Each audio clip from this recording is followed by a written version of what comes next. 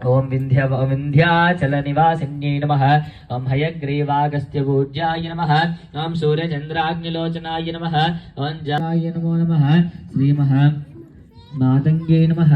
ओम श्रीमहादेवी सूक्तविधानेन श्रीमः श्रीमहांचमय्यानीतं देवी कल्याणदायिनी सौभाग्यवर्धनं नित्यं गृहाण हरिनन्दन। ओम ऐं ह्रीं श्रीं श्रीमात्राय नमः। Hey family, welcome to one more mini blog.